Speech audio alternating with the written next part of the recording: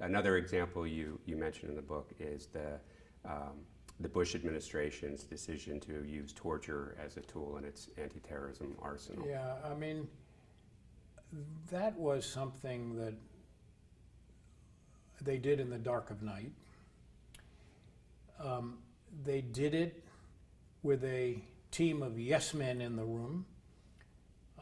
They did not have anybody from the State Department who would have said, well, that's dangerous.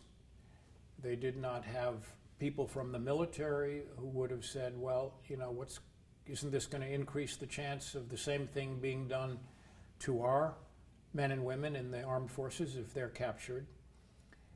And they really didn't think through the implications, leaving aside the legality and leaving aside the phony process they had of getting an opinion from a lawyer in the Justice Department, John Yoo, a junior lawyer, who again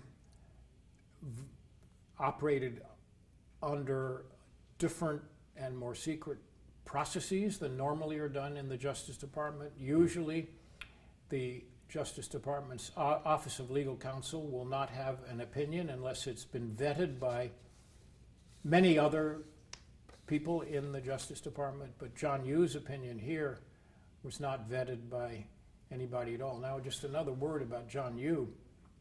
He actually believed what he said in his memo, which had a lot of nonsense in it, but one of the pieces of nonsense was that the American Constitution intentionally gave the president the powers of a English king back in the 17th century. The problem with that was, A, the English had gotten rid of those powers, which were powers to ignore Parliament, and B, our Constitution, our Revolutionary War was fought to get rid of those powers, and C, the Constitution clearly got rid of them. So while John Yoo believed what he wrote, he wasn't a phony. He was really amazingly wrong in what he wrote.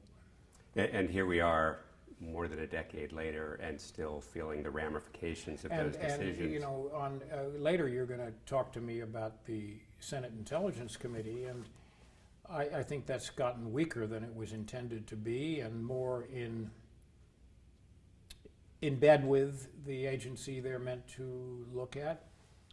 But on they've come up apparently with a report that says the torture was, number one, worse than even John Yoo had said was okay in his opinion, and B, didn't do any good. And the Obama administration has held up that report for far too long over arguments over classification, and I would say equally the Senate, which has tools to publish something even if the administration says it's still classified. And the tools are sort of complicated, and I cover them in the book, but they've either chosen not to use those tools, or the partisanship in the Senate might make it impossible for them to use the tools. Mm-hmm. So sticking with the presidents just for a time being, though, what is so seductive about secrecy for the presidents? Because almost every president runs on the idea of transparency and talks about how crucial transparency is. You could take Woodrow Wilson as one good example of that. You could take Barack Obama as another. Well, first, when you're outside, you're not responsible. When you're inside, you're responsible, and therefore the burden of the dangers and so forth weigh more heavily on you. Then, I have a passage in the book which speculates for Obama why he didn't totally change. I mean, he's done some good things, but he's been more compliant with the wishes of particularly the CIA and the NSA, the parts of the intelligence community meant to be operating overseas.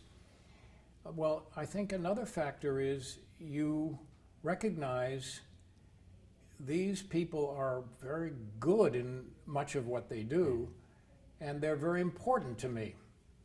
So it's first you discover more about the dangers, and second, I think you get some more empathy for the people running the intelligence agencies, because you know they're doing some very good work. So it's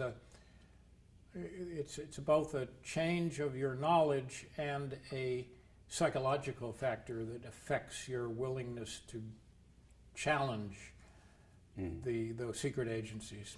So